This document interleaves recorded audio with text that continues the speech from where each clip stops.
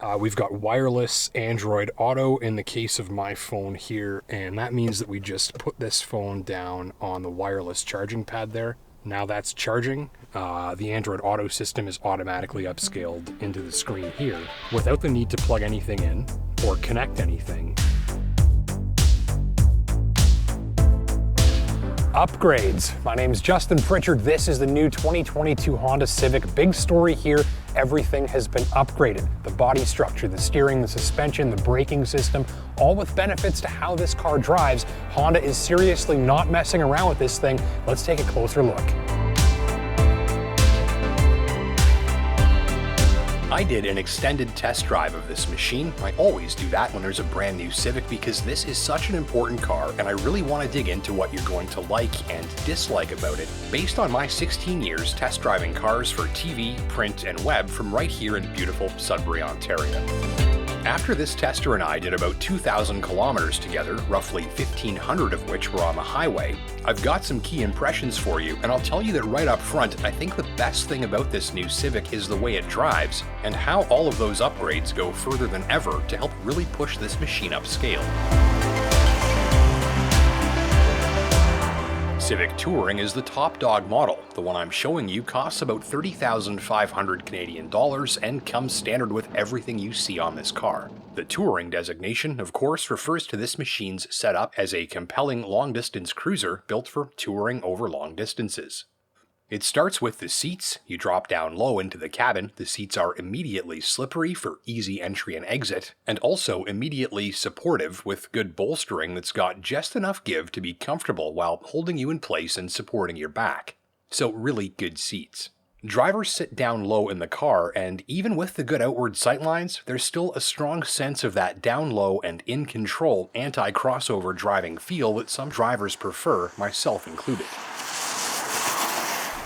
So my comfortable driving position here at 5'10", 200 pounds. What can I tell you? Almost enough space to stretch out. Nothing is cramped. These seats are fantastic. Really good support. A little bit cramped here for my right hand knee if you sit with your legs a little wider apart.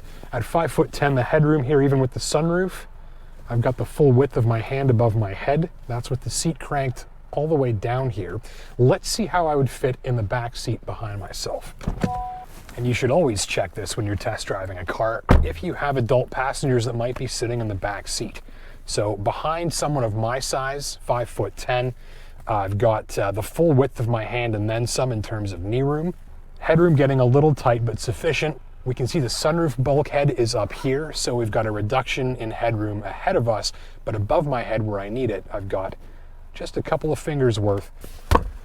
Armrest with cup holders here, of course. 2 high-speed charging ports there. Heated seat controls for the back on each door. Those are right here. So in all, I'd say an interior that can comfortably accommodate 4 adults for even a longer trip. Nearby, it's an all-digital instrument cluster with easy manipulation via these dials on the steering wheel. Graphics are much improved over the last generation car. Same goes for the central touch screen nearby. There's a punchy Bose stereo system too, a first for the Civic, and a premium listening experience to help back up the Civic Touring's premium driving feel. Drive mode selector right down here, referenced up here on the screen, Sport, Normal, and Econ. And again, on your test drive, you'll want to make sure that you try all 3 of these because I think you'll find a favorite pretty quickly. This turns off the engine auto stop function if you don't want that on. Electronic parking brake, just hold the brake pedal, lift on that.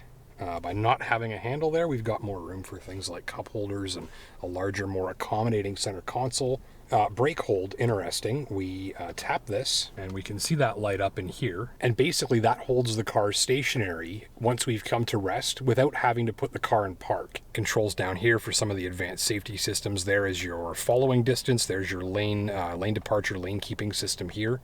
You can see that's currently giving us a readout of sort of what the safety systems are doing and which ones are engaged.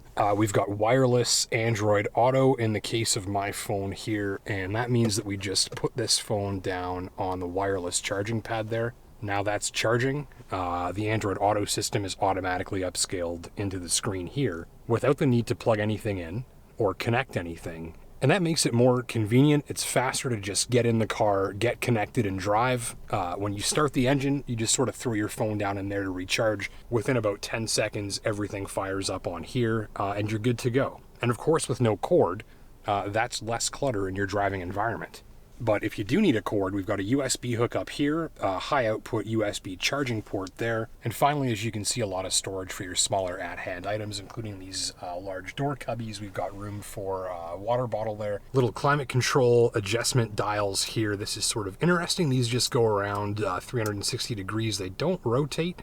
These just sort of turn around like that. Oh, and bonus points for the hazard lights, which are right here, front and center, where they belong. And actually, one additional handy touch, it's very simple, but I've kind of appreciated this a little bit. The trunk release button right here, sort of near your window switches and mirror controls, and what that does is makes it really easy for you to just quickly get out and pop your trunk sort of all in one motion like this.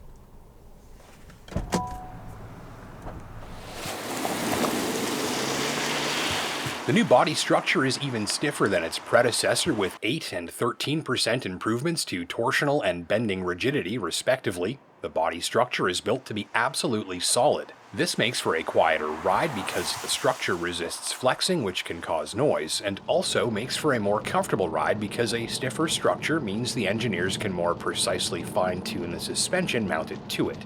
So that's exactly what you get here, comfortable and quiet. The ride quality on real-world roads, even fairly bad ones, is about as good as I've ever seen at this price point. It's a dense, solid highway feel, with ride comfort and noise levels clocking in at luxury car levels. But perhaps more importantly in my Northern Ontario locale, ride comfort is well maintained even on road surfaces that aren't. Additional upgrades to the chassis saw engineers hunt down and eliminate friction from braking system parts, ball joints, and even the spring and damper alignment in the suspension. By removing as much friction as possible from these areas, the car handles, steers, and even brakes with a more precise, eager, and polished feel. Everything seems nicely synchronized and convincingly high-end when it comes to how the Civic responds to its driver. This is not unlike what you'd expect from a Mercedes or Audi that costs $10,000 or $15,000 more. All of this comes together beautifully on a winding highway where I found the Civic Touring was a treat in the corners, jumping from one to the next with the sort of chill and athletic poise that I usually expect from something pricier. The steering, cornering, and brake pedal feel are responsive and nicely tuned, and for the first time I think we've got a mainstream version of the Civic that has some very serious appeal to driving enthusiasts. The 1.5-liter turbo engine is a revised power unit based on the engine from the previous generation Civic. This new power plant has revised turbocharger plumbing and adds VTEC to optimize breathing on the exhaust cams. It's a slightly improved 180 horsepower and 177 pounds of torque, though an assault on engine noise means this power plant operates more quietly more of the time, again helping to match the high-end feel imparted by the Civic's drive. That's backed up by improved torque converter performance from the gear-free CVT transmission, which gives it a feel that's more direct and less soggy. Enthusiast drivers are advised to use Sport mode and make sure that you try that on your test drive. The normal drive mode by default fails to show you the Civic's best work, even if its desensitized throttle and preference for low revs is just about perfect for the light-footed driver, primarily after smoothness and efficiency. Sport mode makes the steering ideal for that highway corner browsing this car is so good at, with a heavier and more inspiring feel in your hands. Further, in Sport mode, the engine's torque output is also more easily within striking distance more of the time, adding a boatload of throttle response at the tips of your right toes. Conversely, Econ mode knocks responsiveness back and reduces the air conditioner performance to make it easier for drivers to achieve maximum fuel efficiency. Elsewhere, the safety story is a strong one. The new body structure is built to be more protective of the occupants in more types of crashes at more angles. And both frontal airbags use some of Honda's cutting-edge new airbag tech, including a new 3-chamber design similar to this unit, dubbed the Catcher's Mitt. It is a bit funny looking, but those wings on the side of the airbag intend to catch and cradle occupant head and torsos, limiting motion to help fend off brain injuries. Helping make sure you never need to use those high-tech airbags, a full suite of outward-looking hazard detection tech is on board, with all functions referenced in this handy infographic that helps keep you up on what's going on in your motoring environment. The Civic Touring is always keenly watching the road, and you can watch it watching the road right from in the instrument cluster. Gripes, as mentioned, throttle response could be better in more situations. The turning circle isn't quite as maneuverable as some shoppers will like, and while I don't mind a car with looks that fly under the radar, I can't help but think a little more passion in the design of this new mug would be a little more appropriate. Also, strangely, this is not a great car to drive in reverse. The shift from drive to reverse can be a little rough, the backup camera is slower to display at times than I like, the graphics are good, not great, and throttle response in reverse gear is curiously sluggish. So if you've got to back up quickly from a busy roadway into a driveway, as I often do, you'll need a lot of throttle to do it. So are those deal breakers? Well, I don't think so. At the end of the day, this is a car with many strengths, few weaknesses, and what I tell you is one of the most dialed-in driving experiences that you'll find for the price. If you're after something sportier, the Civic Hatchback, SI, and Type R are on the way. You'll see more of those in a future video. Until next time, my name's Justin Pritchard. Take care and drive safe.